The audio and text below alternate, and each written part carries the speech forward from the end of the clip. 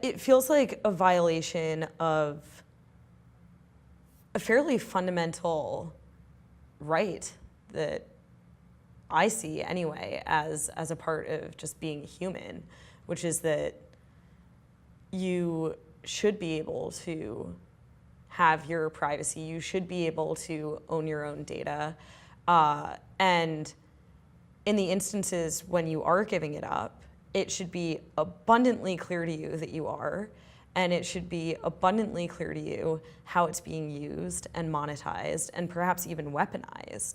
I look around at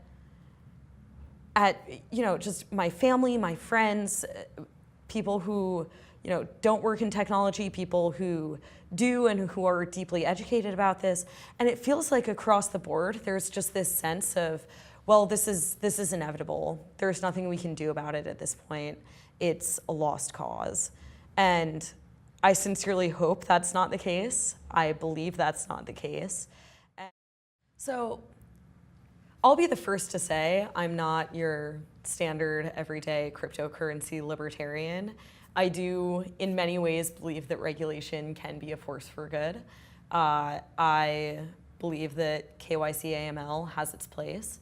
But what I really believe is that there needs to be always a spectrum of optionality for people.